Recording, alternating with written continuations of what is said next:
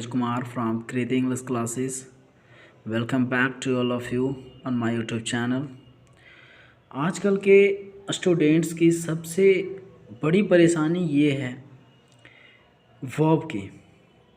सबसे बड़ा परेशानी हमारा वर्ब का हो जाता है, कहाँ पर कौन सा वर्ब लगाना है, कौन सा सिंगुलर वर्ब है, कौन सा प्लूरल वर्ब है, कौन सा कॉन्टिन्यूअस है, कौन परफेक्ट है, कौन पास्ट का है।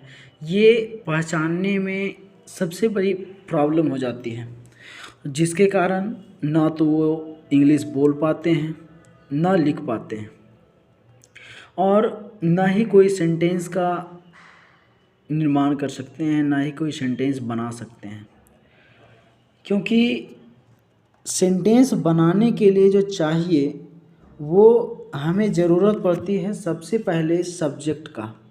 सबसे पहले जो हमारा ज़रूरत पड़ता है सब्जेक्ट का, और उसके बाद हमें चाहिए वर्ब।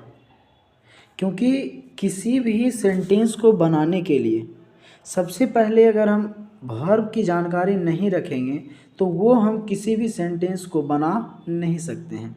और तीसरा जो होता है हमारा अदर वर्ड, कोई भी वर्ड ले लेंगे और सब्जेक्ट, वर्ब और अदर वर्ड की मदद से हम किसी भी सेंटेंस का निर्माण कर सकते हैं, किसी भी सेंटेंस का निर्माण कर सकते हैं।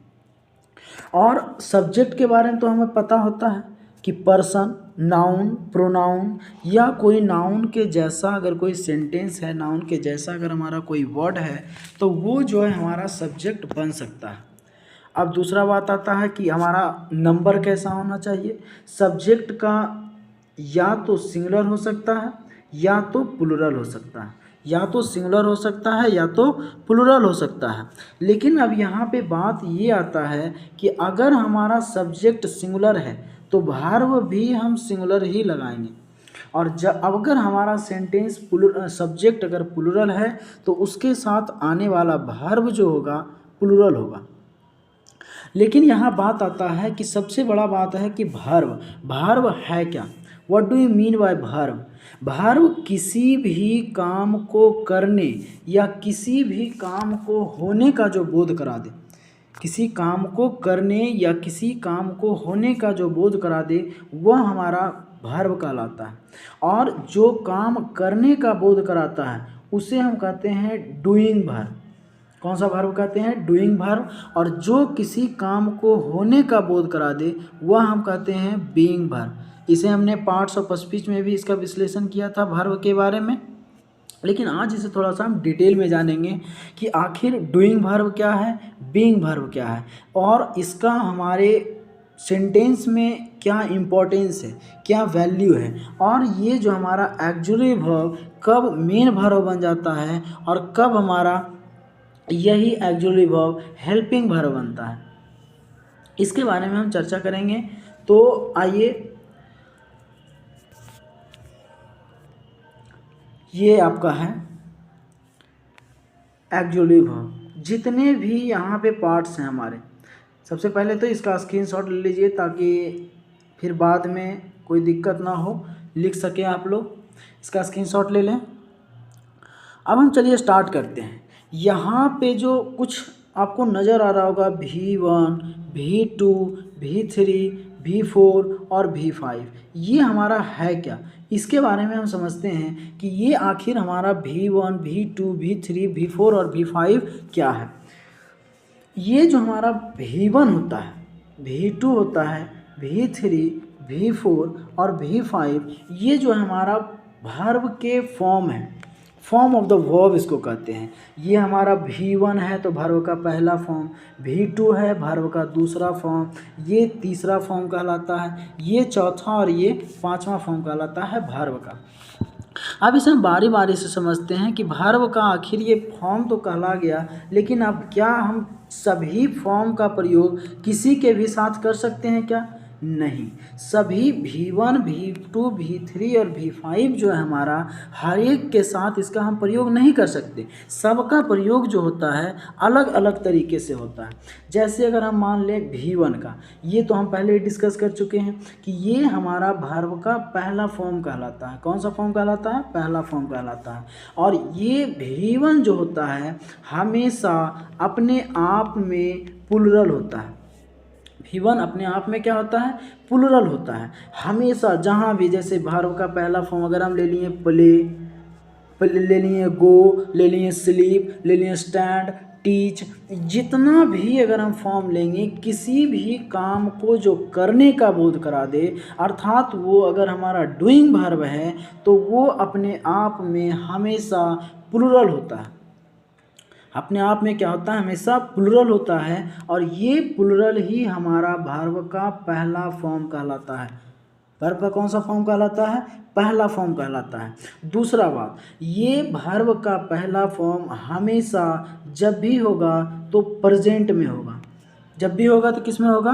प्रेजेंट में होगा। वर्ब का पहला फॉर्म हमेशा प्लुरल होता है और प्रेजेंट में होता है। हमेशा प्लुरल होता है और प्रेजेंट में होता है। अब इसी का हम देखते हैं कि जब वर्ब के पहले फॉर्म में यस या ईएस का प्रयोग कर दिया जाता हो, यस या ईएस का प्रयोग कर दिया जाता हो। अभी हम बताएं, जब वर्ब का पहला फॉर्म अपने आप में प्लुरल होता है। दूसरा क्या बताएं? वर्ब का पहला फॉर्म हमेशा प्रेजेंट में होता है। तीसरा है कि वर्ब का पहला फॉर्म में जब यस या ईएस का प्रयोग कर दिया जाता है तो वो हमारा बनता है V5, वर्ब का पांचवा फॉर्म, वर्ब का पांचवा फॉर्म। और ये जस्ट इसका अपोजिट होगा। अगर ये हमारा प्रेजेंट का है तो ये भी प्रेजेंट का होता है, क्योंकि ये इसी से बना हुआ है। वर्ब का पहला फॉर्म से ही वर्ब का पांचवा फॉर्म बना है, इसलिए वर्ब का पहला फॉर्म प्रेजेंट जब होगा तो ये भी हमारा क्या होगा? प्रेजेंट। लेकिन अब अंतर कहाँ होता है कि ये हमारा था क्या चीज़ का? प्लुरल। ये हमारा क्या था? प्लुरल। और ये जो होता है हमारा सिंगुलर होता है। हमेशा ये सिंगुलर फॉर्म में पाया जाएगा। जब वर्ब का पहला फॉर्म किसी भी सेंटेंस में प्रयोग किया जाता हो तो वह सेंटेंस जो होगा हमेशा प्रेजेंट का होगा। वह सेंटेंस हमेशा क्या होगा? प्रेजेंट का होगा। जब किसी सेंटेंस में वर्ब का पांचवा फॉर्म का प्रयोग किया जाता हो तो वह भी सेंटेंस हमारा प्रेजेंट का होगा। कहने का साफ मतलब है कि वर्ब का पहला और पांचवा हमेशा प्रेजेंट का होता है। वर्ब का पहला और पांचवा हमेशा क्या चीज़ का होता है? प्रेजेंट का होता है। जब किसी सेंटेंस में वर्ब का पहला फॉर्म और वर्ब का पांचवा फॉर्म का प्रयोग कर दिया जाता है तो वह सेंटेंस हमारा हमेशा प्रेजेंट में होता है। अगला है हमारा V4। अब यहाँ पे ये ध्यान देना है, सीरियल वाइज से हम इसलिए नहीं चल रहे हैं क्योंकि हमें समझाना है। समझ में जैसे भी आ जाए समझ जाना चाहिए। ये नहीं कि V1 पहले समझेंगे, V2 पहले समझेंगे, V3 पहले समझेंगे, इसके बाद हम V4 और V5 में एंट्री करेंगे। अगर उस तरह से भी समझ सकते हैं, लेकिन थोड़ा सा ये हम सीरियल वाइज ना बताकर मतलब इधर उधर से बता रहे हैं ताकि समझ में आ जाए। वर्ब का चौथा फॉर्म जो होता है, किसी भी वर्ब के पहले फॉर्म में, उस समय हम वर्ब के पहले फॉर्म में यस या ईएस लगाए थे, यस या ईएस लगाए थे, ये बन गया था वर्ब का पांचवा। लेकिन यहाँ पर जो हम वर्ब के पहले फॉर्म में ING लगा देंगे। क्या लगाना है? ING, ये हमारा बन जाएगा वर्ब का चौथा फॉर्म। क्या बनेगा? वर्ब का चौथा फॉर्म। और ये जो वर्ब का चौथा फॉर्म होता है हमेशा कॉन्टिन्यूअस होता है। कॉन्टिन्यूअस मतलब इस वर्ब के चौथे फॉर्म से किसी भी कार्य को कंटिन्यू करने का बोध होता है, किसी भी कार्य को कंटिन्यू करने का बोध होता है। इसलिए ये हमारा वर्ब का चौथा फॉर्म कॉन्टिन्यूअस फॉर्म कहलाता है। इसको हम continuous form of the verb भी कहते हैं। अगला बात, वो हमारा वर्ब का पहला प्लूरल था, वर्ब का पांचवा सिंगुलर था। लेकिन ये जो हमारा वर्ब का चौथा है ना तो सिंगुलर होगा ना तो प्लूरल होगा, ना सिंगुलर ना ही प्लूरल।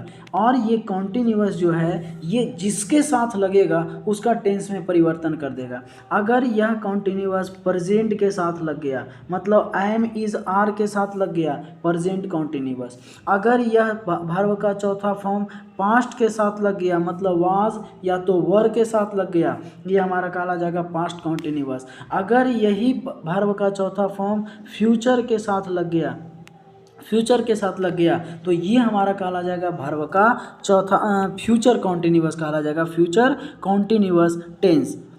मतलब वर्ब का चौथा फॉर्म जिस किसी भी टेंस के साथ लग जाता हो वह हमारा, जिस किसी भी टाइम के साथ लग जाता हो वह हमारा उसी टेंस का कहलाता है। जैसे अगर हम लगाएं वर्ब का चौथा फॉर्म प्रेजेंट के साथ कहलाएगा वर्ब का चौथा फॉर्म प्रेजेंट कॉन्टिन्यूअस। अगर पास्ट के साथ लगाएं पास्ट कॉन्टिन्यूअस, फ्यूचर के साथ लगाएं फ्यूचर कॉन्टिन्यूअस। अब आते हैं हम वर्ब का दूसरा और तीसरा में। वर्ब का दूसरा और तीसरा, वर्ब का दूसरा फॉर्म जो होता है हमेशा, वर्ब का दूसरा फॉर्म जो होता है हमेशा पास्ट का होता है। ये हमेशा क्या होता है, पास्ट का होता है। और पास्ट में भी क्या, इंडेफिनिट, इसे हम कहते हैं इंडेफिनिट। वर्ब का दूसरा फॉर्म जो होगा हमेशा पास्ट में पाया जाता है, और पास्ट का ना तो कोई नंबर नहीं होता, इसलिए ये भी ना तो सिंगुलर होगा और ना ही प्लूरल होगा। सिंगुलर प्लूरल दोनों में से कोई नहीं होगा। अब आते हैं वर्ब का तीसरा फॉर्म में। ये वर्ब का तीसरा फॉर्म जो होता है ये perfect form of the verb कहलाता है। क्या कहलाता है, perfect form of the verb. मतलब वर्ब का परफेक्ट फॉर्म हमारा क्या कहलाता है, वर्ब का तीसरा फॉर्म कहलाता है। ये जिस किसी भी टाइम के साथ लग गया, अगर प्रेजेंट टाइम के साथ लग गया तो प्रेजेंट परफेक्ट, अगर पास्ट के साथ लगा तो पास्ट परफेक्ट, फ्यूचर के साथ लगा तो फ्यूचर परफेक्ट, फ्यूचर के साथ लगा तो फ्यूचर परफेक्ट। अब यहाँ पे देखना है कि कभी कभी होता है क्या, वर्ब का दूसरा और वर्ब का तीसरा दोनों एक ही जैसा लगता है। मतलब वर्ब का दूसरा भी वर्ब का तीसरा भी दोनों एक ही जैसा लगता है। अगर हम ले लें एक सेंटेंस शब्द लेते हैं प्ले, दूसरा फॉर्म हो गया प्लेड, तीसरा फॉर्म हो गया प्लेड। वर्ब का पहला, वर्ब का दूसरा, वर्ब का तीसरा, क्या दोनों वर्ब का दूसरा और तीसरा एक ही जैसा लग रहा है, मतलब टू कॉपी एक ही जैसा लग रहा है दोनों फॉर्म। लेकिन अगर हमें किसी भी परिस्थिति में पहचानने के लिए बताया जाए कि किस तरह से हमें पहचानना है कि ये V2 है या V3 है, तो हम किस तरह से पहचानेंगे। उसका नियम है कि V2 अकेला आ सकता है, किसी भी सेंटेंस में V2 का प्रयोग अकेला किया जा सकता है। जैसे अगर हम बोले आई प्लेड, मैंने खेला था, मैंने खेला था, आई प्लेड, मैंने खेला। लेकिन ये यहाँ पर जो प्रयोग किया है प्लेड, इसके पहले कोई हेल्पिंग वर्ब का प्रयोग नहीं किया है, हेल्पिंग वर्ब का प्रयोग नहीं किया गया। इसका मतलब वर्ब का दूसरा फॉर्म जो होता है विदाउट हेल्पिंग वर्ब का आता है, मतलब उसके साथ कोई हेल्पिंग वर्ब नहीं भी रहेगा तो वह V2 काम कर लेगा, काम चल जाएगा। लेकिन वर्ब का तीसरा फॉर्म और वर्ब का चौथा फॉर्म, वर्ब का दो ऐसे फॉर्म हैं जो कभी अकेले नहीं आते हैं, कभी अकेले नहीं आते हैं। मतलब जब भी प्राइम मिनिस्टर चलेगा तो हमेशा असिस्टेंट को लेकर ही चलेगा। मतलब ये दोनों एक तरह से प्रधान हैं, और प्रधान होने का मतलब इसके साथ कोई असिस्टेंट चाहिए, और असिस्टेंट के रूप में यह हेल्पिंग वर्ब को अपने साथ लेकर चलता है। मतलब अगर कहीं V3 का प्रयोग किया गया हो, कहीं भी किस सेंटेंस में V3 का अगर प्रयोग किया गया हो तो उसके साथ या तो हैज़ आएगा, या तो हैव आएगा, या तो हैड आएगा। मतलब ये तीनों शब्द में से किसी भी एक शब्द का आना कंपलसरी है। मतलब हैज़, हैव या हैड का प्रयोग होगा किसके साथ, V3 के साथ। और V2 तो हम बता ही दिए कि V2 अकेला आ सकता है, V2 के लिए कोई रिस्ट्रिक्शन नहीं है। लेकिन V3 और V4 एक ऐसे सेंटेंस है, शब्द हैं जो कभी भी अकेला नहीं आते। अगर हम बोल दिए आई प्लेइंग आई प्लेइंग। तो सबसे पहले हमको देखना है कि यहाँ पे प्लेइंग शब्द का प्रयोग किए हैं। प्लेइंग बना कैसे, प्ले में आईएनजी जोड़े, इसका मतलब वर्ब के पहले फॉर्म में आईएनजी जोड़े। तो आईएनजी जोड़ने के बाद ये क्या हो गया हमारा वर्ब का चौथा फॉर्म। तो क्या वर्ब का चौथा फॉर्म कभी अकेला आएगा, नहीं आएगा। इसका मतलब ये सेंटेंस गलत हो जाएगा। अगर ये सेंटेंस को हम सही बनाना चाहते हैं तो वर्ब का चौथा फॉर्म के साथ या तो एमिजार या वाज वेयर या सेल बी या तो विल बी का प्रयोग करेंगे। सेल बी या तो विल बी का प्रयोग करेंगे किसके साथ, प्लस V4, प्लस V4 मतलब एमिजार प्लस V4, वाज वर प्लस V4, सेल बी या तो विल बी प्लस V4। अब यहाँ पे बात आता है, ये हो गया एमिजार प्रेजेंट का, present continuous, present continuous, past continuous, future continuous. यहाँ पे बात आता है कि एम इज आर के साथ डायरेक्ट V4 आया, वाज या वर के साथ डायरेक्ट V4 आया, लेकिन जैसे ही हम फ्यूचर में एंट्री करते हैं और सेल, फ्यूचर हम जानते हैं कि सेल और विल होता है, फ्यूचर क्या होता है, सेल या विल, लेकिन इसके बाद एक शब्द का प्रयोग किया गया बी। क्यों आया, क्योंकि फ्यूचर के लिए तो हमको सिर्फ चाहिए सेल और विल, जैसे प्रेजेंट के लिए एम या तो इज या तो आर, पास्ट के लिए या तो वाज या तो वर, लेकिन यहाँ पर सेल के साथ बी आया और विल के साथ बी आया। क्यों आया, इसके बारे में समझिए। सेल और विल कहने का मतलब यही दोनों ने, कोई भी शब्द हो अर्थात हमारा मॉडल होना चाहिए। मॉडल, जब भी किसी सेंटेंस में मॉडल का प्रयोग किया जाए तो उसके साथ जो आने वाला वर्ब होगा हमेशा वर्ब का पहला फॉर्म का प्रयोग होगा। मॉडल के साथ आने वाला वर्ब हमेशा वर्ब का पहला फॉर्म लगेगा, ना कि वर्ब का दूसरा, तीसरा, चौथा, पांचवा। कभी भी V2, V3, V4 और V5 का प्रयोग मॉडल के बाद नहीं किया जाता। इसलिए हम यहाँ पे सेल और विल जो लगाए हैं, सेल के बाद V का प्रयोग जो किए हैं, अगर बी का प्रयोग नहीं करते तो ये वर्ब का चौथा फॉर्म आता, और कभी भी मॉडल के बाद वर्ब का चौथा फॉर्म का प्रयोग नहीं किया जाता। इसलिए इसको हम बी का प्रयोग यहाँ पे करना पड़ा, क्योंकि यहाँ बी जो है वर्ब का पहला फॉर्म का काम कर रहा है और सेल को चाहिए क्या था, वर्ब का पहला फॉर्म। इसलिए हम यहाँ पे सेल के लिए इसका भी नियम का पालन हो गया और इसका भी नियम का पालन हो गया। इसको चाहिए था हेल्पिंग वर्ब, इसको हेल्पिंग वर्ब मिल गया, और इसको चाहिए था वर्ब का पहला फॉर्म अर्थात मेन वर्ब, इसको भी मेन वर्ब मिल गया। ठीक है, समझ में आ गया। अब यहाँ पे हम देखते हैं सब शब्द जो हम बताए थे, क्या क्या शब्द दिख रहा है। पहले तो हमारा वर्ब टू बी, यहाँ पे हम जितने भी शब्द का प्रयोग किए हैं, शब्द लिखा हुआ है, टोटल का टोटल एक्जुअली वर्ब है। टोटल क्योंकि हम यहाँ पे बता ही रहे हैं role of actually verb, actually verb का रोल बताना है। ये V1 एमिजार, V2 वाज वर, ये वर्ब टू बी किसी भी काम को होने का बोध कराएगा, किसी भी काम को होने का बोध कराएगा, इसलिए हम वर्ब टू बी कहें। वर्ब कौन बी, वर्ब टू बी। अगला वर्ब टू में क्या क्या आएगा, am are, was were, been, being, is. अगला हमारा verb to have, verb to have, verb to have, verb to have में क्या आएगा, हैव आएगा, हैज आएगा, हैव आएगा, हैड आएगा, हैड आएगा, हैविंग, हैज। ये हमारा क्या है, verb to have. Verb to do में क्या आएगा, do, did, done, doing, does. देखिए यहाँ पे वर्ब का पहला फॉर्म डू, वर्ब का चौथा form do plus ING, verb का पांचवा फॉर्म डू प्लस एस या ES, डज। यहाँ पे हैव पहला फॉर्म, हैविंग HAVING लगा, यहाँ पे S या ES लगा, हैज़ हो गया। यहाँ पे नीड नीडेड नीडेड वर्ब का दूसरा तीसरा, देखिए नीडेड नीडेड वर्ब का दूसरा भी सेम है, तीसरा भी सेम है। तो ये जो हमारा वर्ब का तीसरा फॉर्म नीडेड है, ये कभी भी आएगा जब सेंटेंस में तो किसी ना किसी हेल्पिंग वर्ब को साथ लेकर ही आएगा। लेकिन ये जो हमारा V2 है अकेला आ सकता है। नीड प्लस ING वर्ब का चौथा, नीड्स। डेयर डेयर्ड डेयर्ड, यहाँ पे देखिए डेयर्ड, यहाँ पे भी डेयर्ड, मतलब दोनों सेंटेंस में, दोनों वर्ब का दूसरा में भी और तीसरा में भी डेयर्ड आया है। Dare plus ING, dare S लगा, वर्ब का पांचवा बना, ये चौथा बना।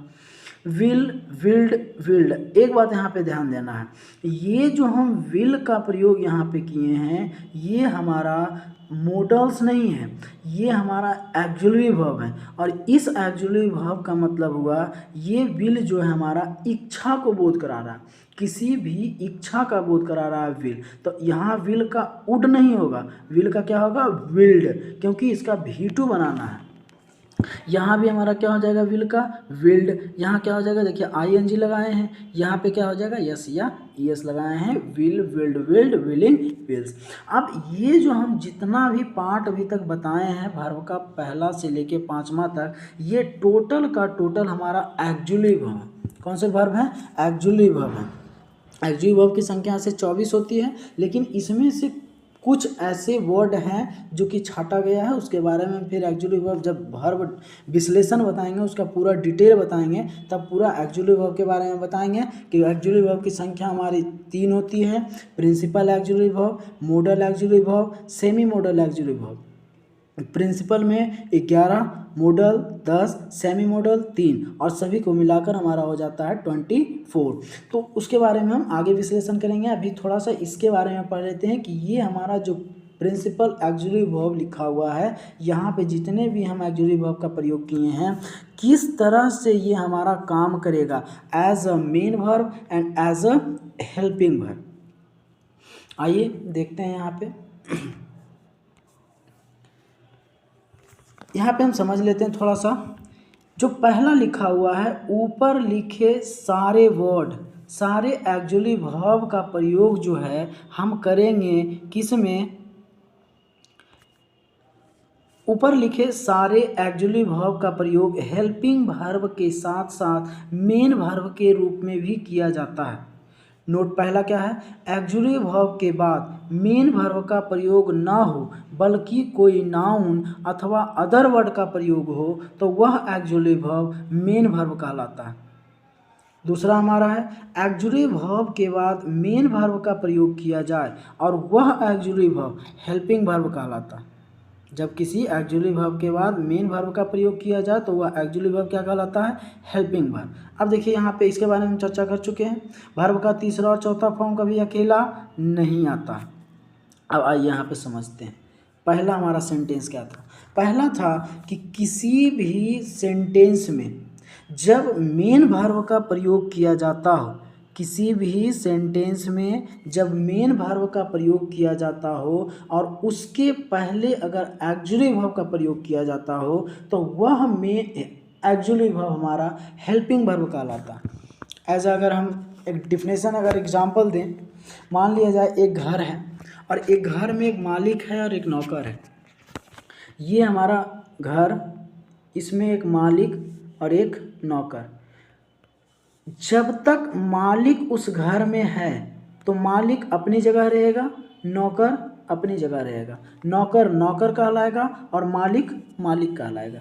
लेकिन बाय द वे ये मालिक जो है किसी कारणवश कहीं इसको जाना पड़ा, ये अब मालिक नहीं है, यहाँ मालिक घर में नहीं है। अब इसके यहाँ कोई अदर पर्सन आ गया, कोई अदर वर्ड आ गया। अब इससे पूछे कि तुम, हमको एक काम है, ये अदर वर्ड है, अदर पर्सन आ गया। ये अब इससे पूछे कि हमें मालिक से काम है, तुम क्या हमें उससे बात करवा सकते हो, हमारा काम हो सकता है। ये क्या बोलेगा कि अभी मालिक नहीं है, जो भी बोलना है आप हमसे बोलिए। मतलब ये नौकर जो है उस समय मालिक बन जाएगा। क्या बन जाएगा, मालिक बन जाएगा वहाँ का। कहाँ का, घर का। कब, जब मालिक घर में नहीं हो तब। जब कोई दूसरा पर्सन आ जाए तो ये नौकर मालिक बन जाएगा, लेकिन जब मालिक घर में हो तब नौकर अपनी जगह, मालिक अपनी जगह। उसी तरह से जब किसी सेंटेंस में मेन वर्ब का प्रयोग किया जाता हो, मेन वर्ब का प्रयोग किया जाता हो और उसके पहले किसी ऑक्सिलरी वर्ब का प्रयोग किया जाता हो, ऑक्सिलरी वर्ब का प्रयोग किया जाता हो, तो ये वाला जो हमारा ऑक्सिलरी वर्ब है हेल्पिंग वर्ब कहला जाएगा। क्या कहलाएगा, हेल्पिंग वर्ब कहलाएगा। कब, जब मेन वर्ब रहेगा तब। लेकिन जब उसी सेंटेंस में ऑक्सिलरी वर्ब का प्रयोग किया जाए और मेन वर्ब का प्रयोग न करके उसमें जो है या तो नाउन का प्रयोग करें या तो अदर वर्ड का प्रयोग करें। मतलब ऑक्सिलरी वर्ब का हम प्रयोग किए हैं, लेकिन मेन वर्ब के जगह हम क्या लगा दिए, या तो नाउन या तो अदर वर्ड, या किसी नाउन का प्रयोग करेंगे या किसी अदर वर्ड का प्रयोग करेंगे।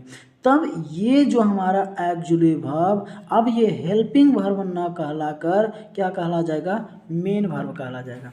क्या कहला जाएगा, मेन वर्ब कहला जाएगा। अब इसे हम एग्जाम्पल से समझते हैं।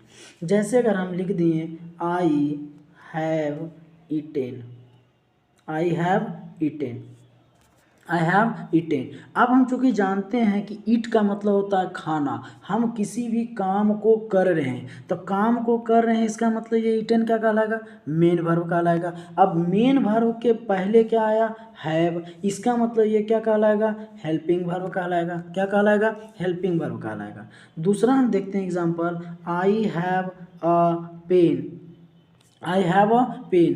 अब यहाँ पे पेन है, पेन हमारा क्या है, नाउन है। पेन क्या है, नाउन है। नाउन के पहले क्या आया, हैव आया। इसका मतलब ये हैव क्या कहलाएगा, क्या हम बताएं, जब किसी ऑक्सिलरी वर्ब के बाद किसी नाउन या अदर वर्ड का प्रयोग किया जाए तो यह ऑक्सिलरी वर्ब हमारा क्या बन जाता है, मेन वर्ब बन जाता है। क्या बन जाता है, मेन वर्ब बन जाता है। इसका मतलब यहाँ पे हैव क्या चीज़ का काम कर रहा है, मेन वर्ब का। ये हमारा क्या चीज़ का काम कर रहा है, नाउन का। तो इसके नाउन के पहले आया इसलिए हमारा हैव मेन वर्ब बन जाएगा। यहाँ पे ये जो है मेन वर्ब का काम कर रहा है और मेन वर्ब के पहले आया इसलिए ये हमारा ऑक्सिलरी वर्ब क्या कहलाएगा, हेल्पिंग वर्ब कहलाएगा। अब आते हैं हम नेक्स्ट क्वेश्चन। अगला हमारा है, यहाँ पे देखिए थोड़ा सा क्या लिखा हुआ है, मेन वर्ब के साथ कभी भी नोट शब्द का प्रयोग नहीं किया जाता। मेन वर्ब के साथ कभी भी नोट शब्द का प्रयोग नहीं किया जाता है। नोट का प्रयोग हमेशा हेल्पिंग वर्ब के साथ करते हैं। नोट का प्रयोग कहाँ पे करते हैं, हेल्पिंग वर्ब के साथ करते हैं। जैसे अगर हम देखते हैं यहाँ पे एग्जाम्पल है, जब अभी हमारा क्या था, I have eaten, I have eaten. यहाँ पे मेन वर्ब, ये हमारा हेल्पिंग वर्ब। अगर इसका निगेटिव बनाना हो तो निगेटिव बनाने के लिए हमेशा हेल्पिंग वर्ब के साथ नोट शब्द का प्रयोग किया जाता है, ना कि मेन वर्ब के साथ। हमेशा हेल्पिंग वर्ब के बाद ही नोट शब्द का प्रयोग करेंगे। उसी तरह से अगर हम ये वाला एग्जाम्पल देखते हैं, I have a pen, I have a pen. अब यहाँ पे नाउन, ये हमारा क्या हो जाएगा, मेन वर्ब। क्या इसका अगर हम निगेटिव बनाएंगे तो क्या हैव नॉट अ पेन लिखेंगे, नहीं, क्योंकि ये जो हमारा हैव है ये यहाँ पे हेल्पिंग वर्ब का काम ना करके मेन वर्ब का काम कर रहा है। किसका काम कर रहा है, मेन वर्ब का। और मेन वर्ब में भी किसका, मेन वर्ब में भी किसका, वर्ब का पहला फॉर्म। देखिए वर्ब का पहला फॉर्म यहाँ पे है, V1 में हैव है हमारा, V1 में क्या है, हैव है। V1 में हैव का प्रयोग किया गया, मतलब ये प्रेजेंट का है। किसका है, प्रेजेंट का है। तो प्रेजेंट का है तो जब भी कभी वर्ब का पहला फॉर्म या तो वर्ब का पांचवा फॉर्म का प्रयोग किसी सेंटेंस में किया जाए तो उसका निगेटिव बनाने के लिए वर्ब का पहला फॉर्म के लिए लिए डू का प्रयोग करेंगे और वर्ब का 5वां फॉर्म के लिए डज का प्रयोग करेंगे। मतलब अगर वर्ब का पहला फॉर्म हो तो डू नॉट लगाते हैं, वर्ब का 5वां फॉर्म हो तो डज नॉट लगाते हैं। यहाँ पे देखिए, यहाँ पे हमारा क्या लिखा हुआ है, कौन सा है, वर्ब का पहला है कि वर्ब का 5वां है? वर्ब का पहला फॉर्म है। कौन सा फॉर्म है? वर्ब का पहला फॉर्म है, इसलिए इसका निगेटिव बनाने के लिए हम डू नॉट का प्रयोग करेंगे। क्या इसका प्रयोग करेंगे? Do not. तो I do not have a pen, I do not have a pen, मुझे कलम नहीं है, मेरे पास कलम नहीं है। दूसरा बात, जब किसी सेंटेंस में किसी भी ऑक्सिलरी वर्ब का प्रयोग किया जाता है तो वह जो होता है हमारा मीनिंगलेस होता है, मीनिंगलेस होता है। किसी भी हेल्पिंग वर्ब का प्रयोग, ऑक्सिलरी वर्ब का प्रयोग जब एज अ हेल्पिंग वर्ब किया जाता है किसी सेंटेंस में तो वह मीनिंगलेस होता है। जैसे अभी अभी हमने बताया आई हैव ईटेन, मैंने खाना खा लिया है। हैव का मतलब होता था क्या? पास है या रखता है, पास है या रखता है। लेकिन क्या यहाँ होगा मैंने खाना पास रखता है? नहीं, मैंने खाना खा लिया, इसका मतलब यहाँ आई का सेंस बोध करा रहा है और ईटन का सेंस दे रहा है, हैव का सेंस नहीं दे रहा है। कब? जब ये हेल्पिंग वर्ब रहेगा तब। लेकिन जब मेन वर्ब का प्रयोग किया जाए, जब किसी ऑक्सिलरी वर्ब का प्रयोग एज अ मेन वर्ब किया जाए तो वह जो है वो मीनिंगफुल होता है। जैसे आई हैव अ पेन, मेरे पास एक कलम है, ये सेंस दे रहा है के पास का, ये सेंस दे रहा है रखता हूँ का। मतलब ये जो है ये हमारा helping verb, auxiliary verb, main verb बन गया। क्यों? क्योंकि इसके बाद हमारा नाउन आया है और नाउन आया इसलिए मेन वर्ब बन गया और ये मीनिंगलेस ना होकर मीनिंगफुल रहेगा, इसका अर्थ प्रकट चलेगा, मतलब ये इसका अर्थ निकलेगा कुछ, तो ये हमारा क्या कहा जाएगा? मीनिंगफुल। और दूसरा क्या बताएं, किसी भी सेंटेंस में जब मतलब किसी भी सेंटेंस में अगर नॉट शब्द का प्रयोग करना हो, निगेटिव शब्द का प्रयोग करना हो तो हमेशा हेल्पिंग वर्ब के साथ नॉट लगाते हैं, ना कि मेन वर्ब के साथ। ओके, अब यहाँ पे हम थोड़ा सा ध्यान देते हैं। क्या था? यदि ऑक्सिलरी वर्ब के साथ ऑक्सिलरी वर्ब के बाद मेन वर्ब का प्रयोग किया जाए तो ऑक्सिलरी वर्ब हेल्पिंग वर्ब कहलाता है। वर्ब का तीसरा और चौथा कभी भी अकेला नहीं आता, इसको थोड़ा सा याद कर लेना है, ठीक है। तो आज का हम वीडियो यहीं लास्ट करते हैं और नेक्स्ट अगर कहीं भी दिक्कत हो, हम तो मतलब हमेशा अवेलेबल रहते हैं। कल का हम वीडियो अपलोड नहीं कर पाए क्योंकि कल थोड़ा सा सरस्वती पूजा था, गणतंत्र दिवस था, जिसके कारण हम थोड़ा सा बिजी रह गए और वीडियो अपलोड नहीं कर पाए। लेकिन हम हमेशा अवेलेबल रहेंगे आप लोग के लिए। कहीं भी दिक्कत हो, कहीं भी परेशानी हो, आप हमें कमेंट में बता सकते हैं कि भैया यहाँ पे हमें दिक्कत हुआ, इस बारे में हमें थोड़ा सा डिटेल में बताइए, तो हम उसका जो है चर्चा करेंगे। उस सब्जेक्ट के बारे में, उस मतलब टॉपिक के बारे में डिटेल में बताएंगे। और दूसरी बात, आप लोगों को मीनिंग पे ध्यान देते रहना है क्योंकि वही हमारा खजाना है। जब तक मीनिंग याद नहीं रहेगा तो हम ना तो अंग्रेजी बोल पाएंगे ना तो लिख पाएंगे। It is the very important role in our daily life to speaking and learning and writing as well. तो ये हमारा बहुत ही इम्पोर्टेंट है, मीनिंग को याद करना, और जिस तरीके से हम बताए हैं ना उसी तरीके से आप लोग याद करें मीनिंग को, ताकि मीनिंग का खजाना हमारे दिमाग में भर जाए और जहाँ चाहें हम वहीं अंग्रेजी बोलना स्टार्ट कर दें, है ना। तो आज का वीडियो हम यहीं पर लास्ट करते हैं और मेरे चैनल को थोड़ा सा शेयर करते रहें, सब्सक्राइब कर दें। जो अभी तक चैनल को सब्सक्राइब नहीं किए हैं सब्सक्राइब कर दें, और जो भी हम वीडियो अपलोड करें उसके लिए नोटिफिकेशन पाने के लिए चैनल के बेल आइकन को भी प्रेस कर दें, ठीक है। Thank you for watching my video till and.